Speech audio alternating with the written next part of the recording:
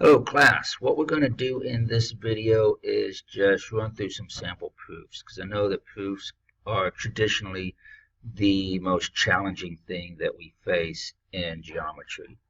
And it's easy enough for most of you to say, yes, we know that this is true, but then to be able to back it up step by step by step with deductive reasoning isn't always the easiest thing.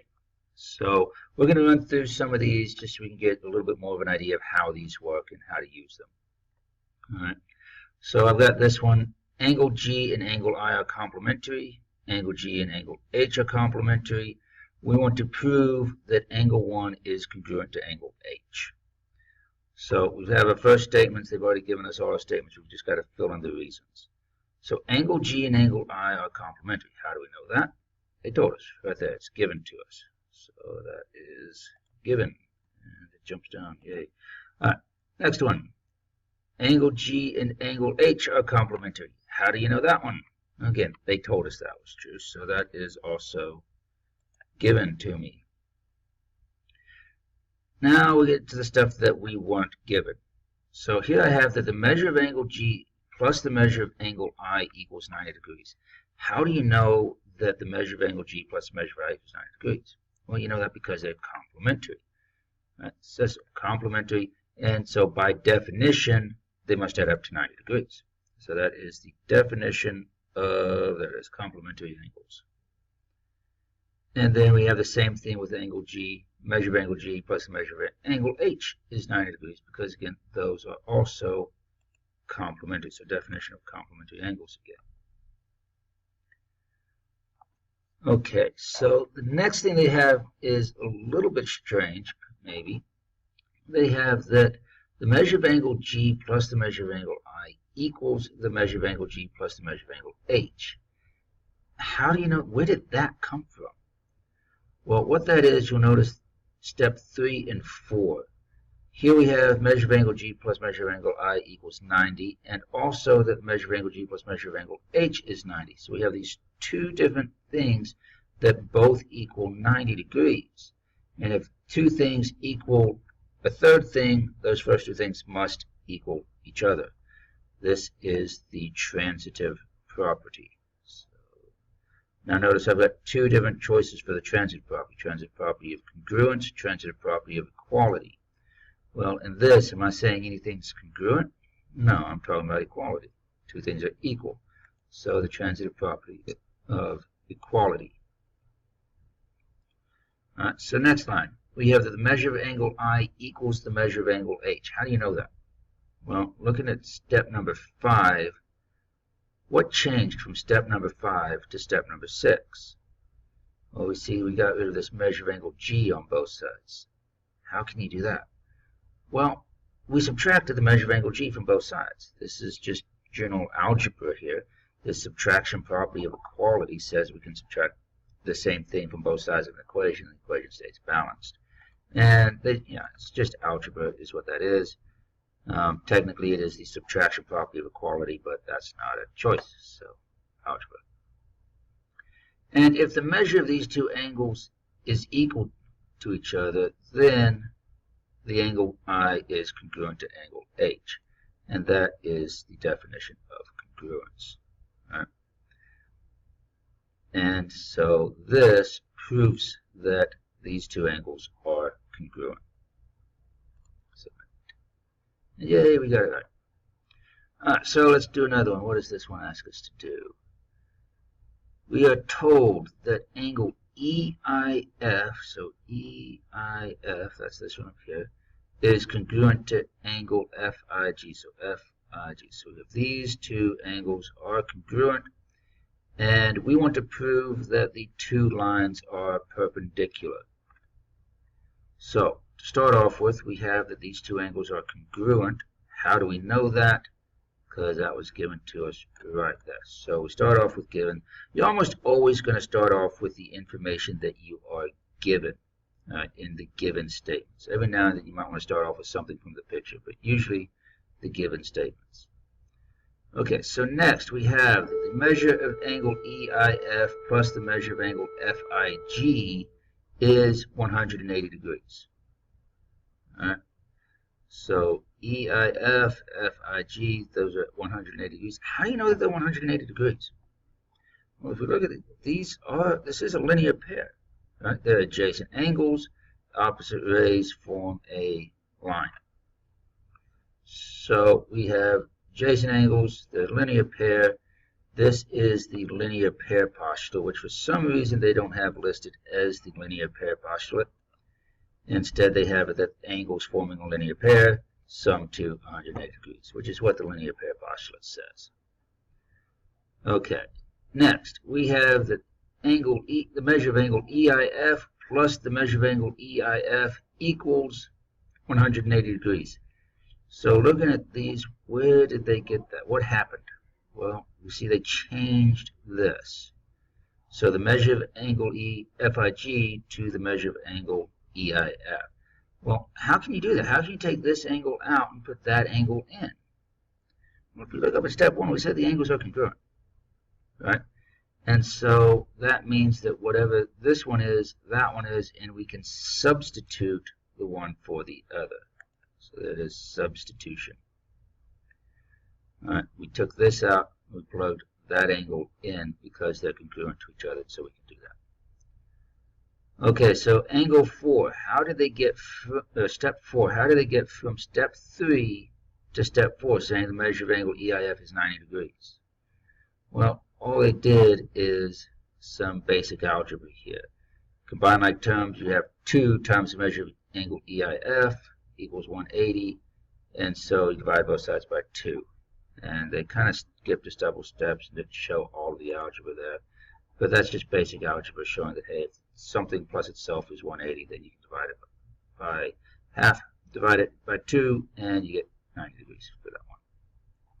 So we have that the measure of this angle EIF is 90 degrees. And if this is a 90-degree angle, what does that mean about our lines? It means that they are perpendicular. So we have now shown the perpendicular, but how do we know? Because that's what perpendicular lines means. It means that 2 lines intersect at a 90-degree angle. So we have now proven that. Okay, we are going to do one more.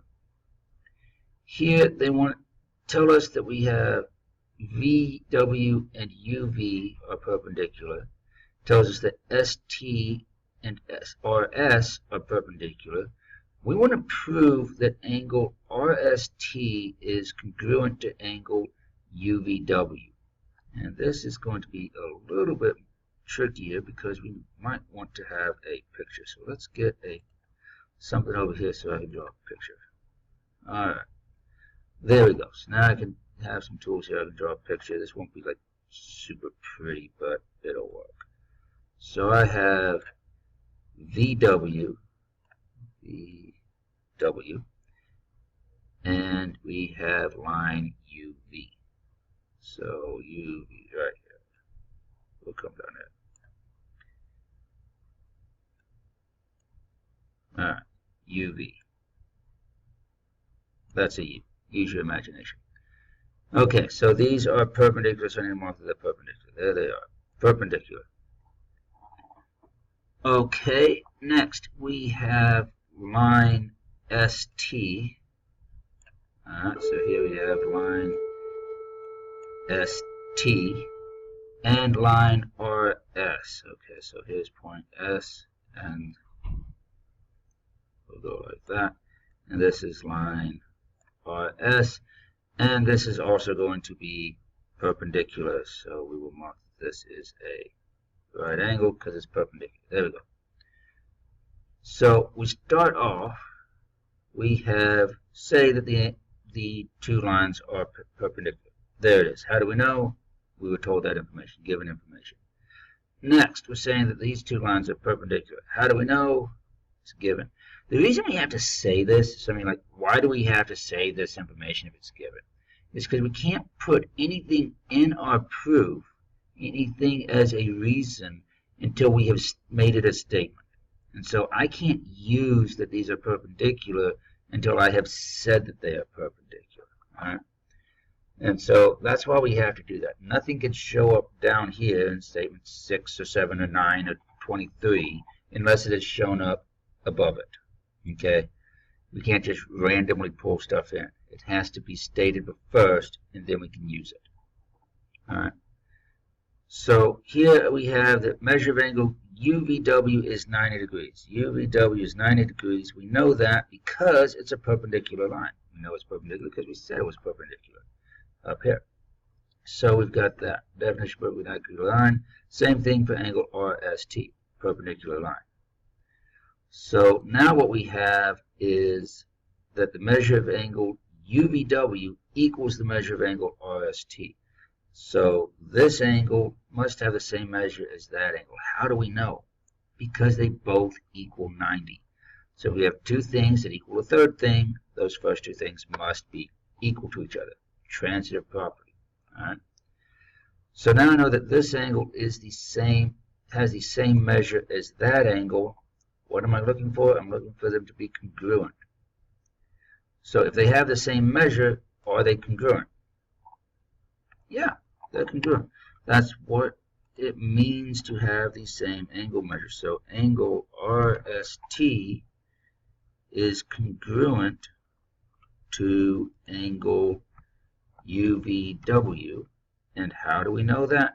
They have the same angle measure. And so that is the definition of congruence right there. And that actually proves it in just one extra statement. So we will hit submit. And excellent, we are ready. Oh, it's into a challenge zone. Okay, we'll go ahead and do this. We're just going to do that one. We'll go ahead and do this challenge zone. So let's clear that out. We have the angle P and angle Q are supplementary, and angle P and angle R are supplementary. We want to prove that angle R is congruent to angle Q.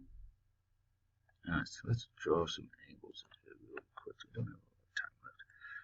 So we have angle P. We have angle Q. Those are supplementary. And we also have angle P and angle R. Do it like that. That way you can see that they look a little bit. Oh, sorry, supplementary. Sorry about that.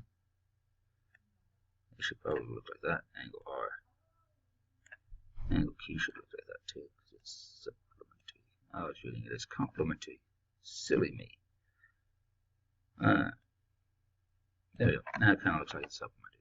Good enough, anyways. Okay. So first we're going to say that they're both supplementary. Write down our given stuff. Angle P and angle Q are supplementary because we're told that. Angle P and angle R are supplementary because we were told that. Okay, next. Measure of angle P plus the measure of angle Q is 180. How do we know? Because they're supplementary, and that's what supplementary means. Measure of angle P and measure of angle R is 180. How do we know? Because those are also supplementary. We said so right there. And so that's what it means, definition. Then we have this. Measure of angle P plus measure of angle Q equals measure of angle P plus measure of angle R. Again, this is transitive property. We have both of these statements equals 180. All right?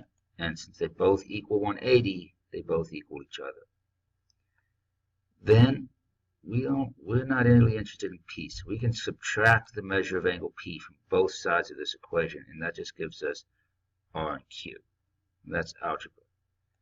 And so our last line here, since the measures are the same, that means the angles are congruent. So angle R is congruent to angle Q. And how do we know that? Because that is the definition of congruence. Right there. And that's what we were looking for, so we hit submit. And it tells us that we're awesome because we are. And we will do some more of these in another video. Hopefully that helped. Let's go turn on.